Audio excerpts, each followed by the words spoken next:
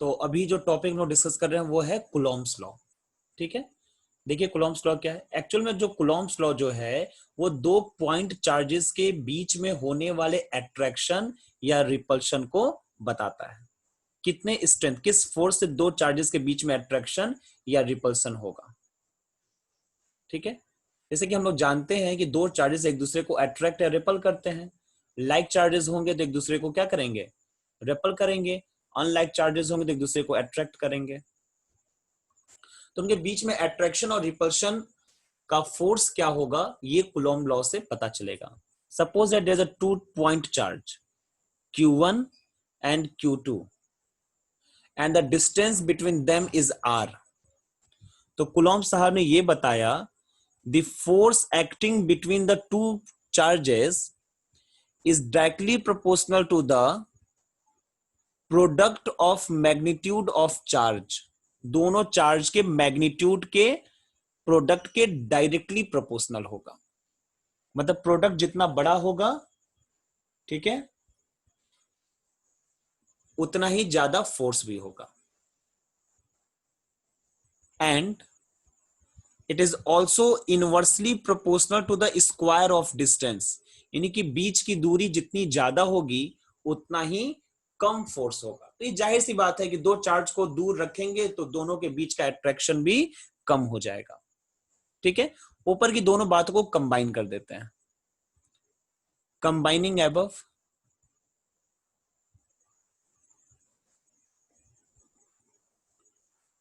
चलिए दोनों बातों को कंबाइन किया जाए। क्या लिख सकते हैं हम लोग, F is directly proportional to Q1 Q2 upon R square. ठीक है, और जब भी हम लोग प्रोपोर्शनल साइन को इक्वल टू में कन्वर्ट करते हैं हमेशा एक कांस्टेंट आता है। यहां पे कांस्टेंट K आया। K को हम बोल सकते हैं कोलंबियन कांस्टेंट या प्रोपोर्शनलिटी कांस्टेंट भी आप बोल सकते हो।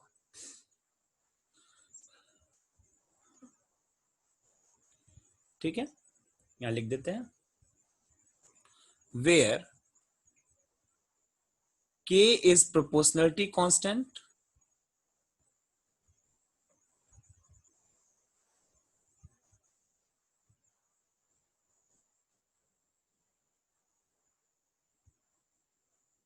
and its value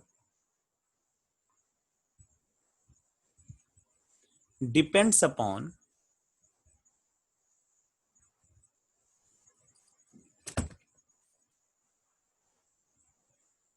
medium between the charge. दोनों चार्जेस के बीच में कौन सा मीडियम है इस बात पर K की वैल्यू डिपेंड करती है। And it's value depends upon medium between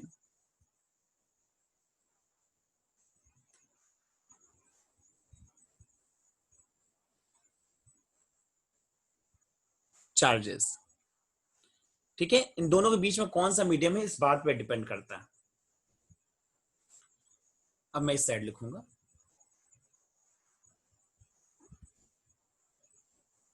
जैसे मैं आपको एक एग्जांपल लेकर चलते, चलिए मान लेते हैं कि इन दोनों के बीच में एयर प्रेजेंट है। ठीक है, अगर दोनों के बीच में एयर प्रेजेंट है तो K की वैल्यू क्या होगी, फॉर एयर ऑब्लिक वैक्यूम, मतलब एयर हो या वैक्यूम हो, इसके लिए जो K की वैल्यू होती है वो होती है 1/4πε0 equal to 9 into 10⁹ Newton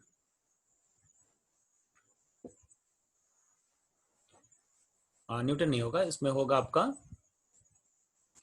coulomb square पर न्यूटन मीटर स्क्वायर। ठीक है, यहां पे एप्सिलॉन नॉट क्या है, एप्सिलॉन नॉट को बोलते हैं इलेक्ट्रिकल परमिटिविटी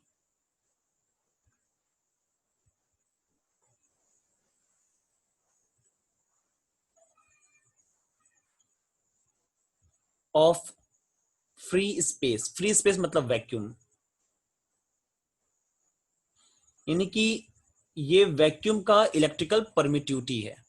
और इस इलेक्ट्रिकल परमिटिविटी की जो वैल्यू होती है फ्री स्पेस यानी कि वैक्यूम के लिए होती है 8.85 into 10 to the power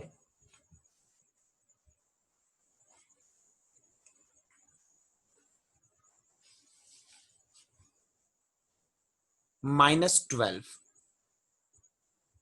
unit क्या हो जाएगा इसका?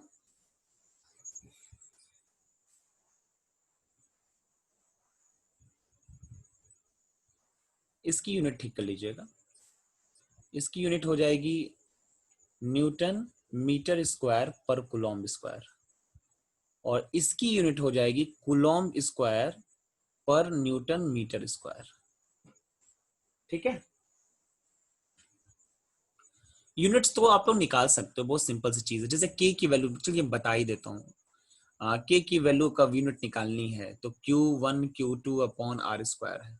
ठीक है, तो के को आप सब्जेक्ट बना लो, आर को इधर ले जाओगे तो F R square upon Q1 Q2 हो जाएगा। तो एफ का न्यूटन हो गया, आर स्क्वायर का मीटर स्क्वायर हो गया, और क्यू का मतलब कूलॉम स्क्वायर हो गया। तो ये के की यूनिट हो गई। इस तरीके से बना सकते हैं।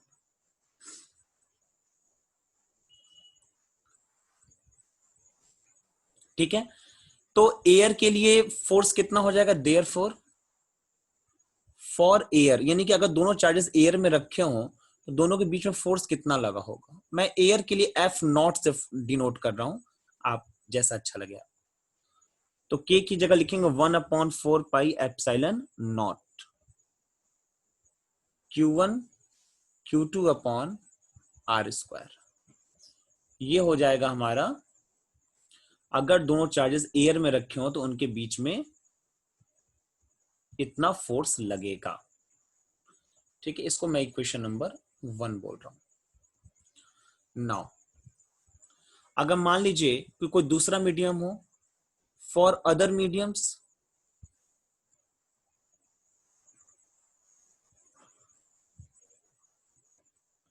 जो के की वैल्यू होगी वो होगी 1/4 pi epsilon.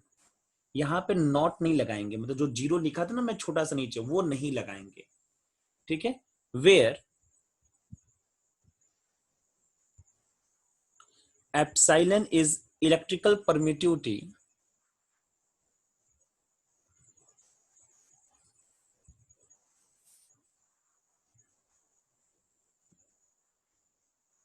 Of given medium, जो मीडियम दिया गया है उसका इलेक्ट्रिकल परमिटिविटी है। ठीक है, और जैसे कि मैंने बताया कि एप्सिलॉन नॉट यानी कि वैक्यूम का जो इलेक्ट्रिकल परमिटिविटी होती है वो 8.85 × 10⁻12 होती है। इसको हम लोग यहां पर पुट करके, मैं हाईलाइट कर रहा हूं, इसको हम लोग यहां पे पुट करके एप्सिलॉन की वैल्यू और 4 और पाई की वैल्यू पुट करके जब लोग सॉल्व करेंगे तो इतना आता है, इसलिए मैं डायरेक्टली इसको लिख दिया है। ठीक है, अब जो क्वेश्चन होगा उस क्वेश्चन में आपको एप्सिलॉन की वैल्यू दी रहेगी या कुछ ऐसा देगा जिससे कि आप इसकी वैल्यू कैलकुलेट कर लें। फिर उसके हिसाब से आप के की वैल्यू निकाल लेंगे और उसके बाद से फॉर्मूले में पुट करके आंसर कैलकुलेट कर लेंगे। ठीक है, तो किसी दूसरे मीडियम के लिए एफ की वैल्यू कितनी हो जाएगी? 1/4 pi epsilon Q1 Q2 upon R square. ये कोई अलग अलग मीडियम अगर प्रेजेंट है तो इस फॉर्मूले का यूज करेंगे। ठीक है ना, तब यहां अगर कोई दूसरा मीडियम होगा तब आप ये वाला फॉर्मूला नहीं यूज कर पाओगे, 9 × 10⁻⁹। ठीक है, तब आप नहीं कर पाओगे। ये सिर्फ और सिर्फ किसके लिए यूज हो सकता है? सिर्फ एयर या वैक्यूम के लिए। किसी दूसरे मीडियम के लिए एप्सिलॉन की वैल्यू दी रहेगी और उसके बाद लोग बाकी चीजों को कैलकुलेट करके कैलकुलेट करेंगे। ठीक है, तो ये दो फॉर्मूला है कूलॉम्स लॉ का। दो क्या, एक ही फॉर्मूला है, अलग अलग मीडियम के लिए अलग अलग आप लिख सकते हो। ठीक है, मेनली तो आपको एक ही फॉर्मूला है।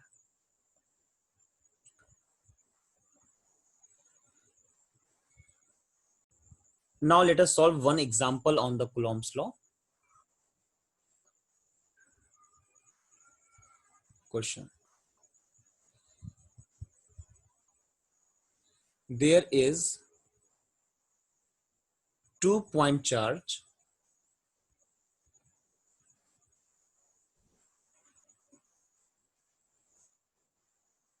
Plus 100 microcoulomb and minus 200 microcoulomb are placed at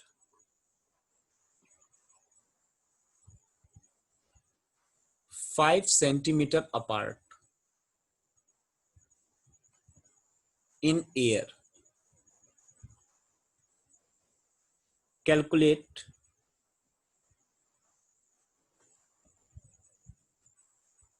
magnitude and nature of force.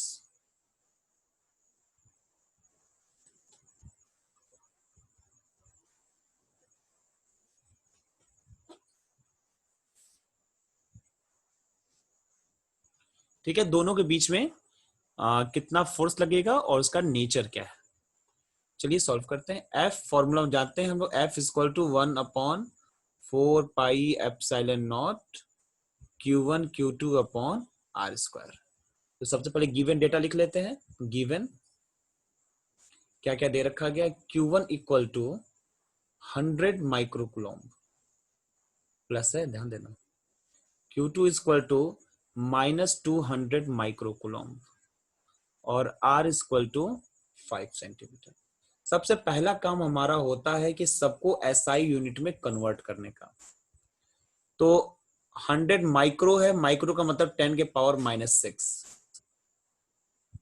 ये -200 है, तो -200 into 10 to the power -6 coulomb, और ये हो जाएगा 5 into 10 to the power -2 metre, अगर मीटर में कन्वर्ट करेंगे तो। सबको यहां पुट कर दिया जाए।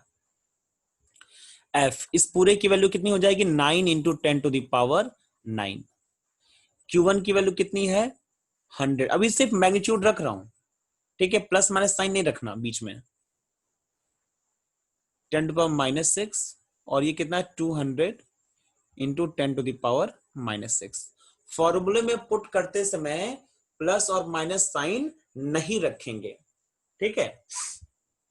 और आर की जगह पे क्या पुट कर दें, आर स्क्वायर है, ध्यान देना।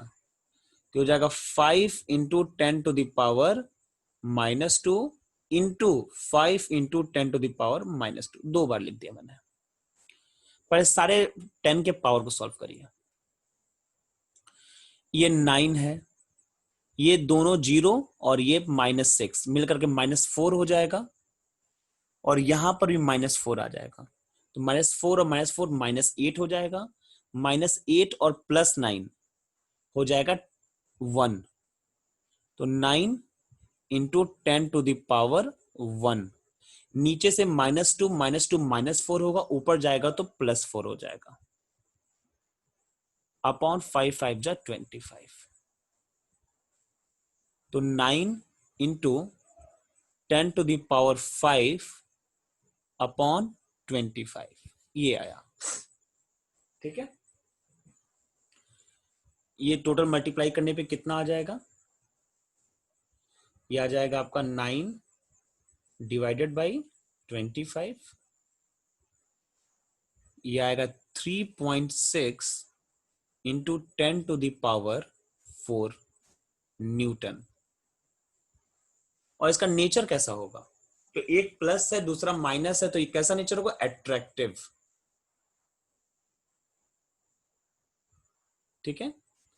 मैंने बोला कि आप जो है ना बिना साइन को पुट किए आप जो है कैलकुलेशन करो, क्योंकि साइन पुट करने से ना थोड़ा सा कैलकुलेशन लेंदी हो जाता है। फर्क कुछ नहीं आएगा, बस कैलकुलेशन लेंदी हो जाएगा। वैसे भी आप देखते ही समझ जाओगे कि एक पॉजिटिव है एक निगेटिव है तो अट्रैक्शन होगा, दोनों पॉजिटिव हैं तो रिपल्शन होगा। तो क्या मतलब साइन को रख करके करने का। लेकिन अगर आपको एकदम जिद है कि नहीं हम करेंगे करेंगे चाहे जो हो जाए, दुनिया इधर से उधर हो जाए, तो उस केस में आप ये करोगे कि अगर आप साइन को लेकर के पुट कर रहे हो, अगर एफ निगेटिव आता है तो ये अट्रैक्टिव नेचर को बताएगा, और अगर ये जो है एफ पॉजिटिव आएगा, कब, जब आप साइन को लेकर के सॉल्व करोगे तब, तो ये रिपल्शन को बताएगा, ठीक है। जब आप साइन को लेकर के सॉल्व करोगे तब की बात कर रहे हैं इसमें। तो फिलहाल मैं तो सजेस्ट करूंगा कि ना करिए, चुपचाप बिना साइन का सॉल्व करिए, वो तो देखने से पता चल जाता है कि अट्रैक्टिव होगा कि रिपल्सिव होगा।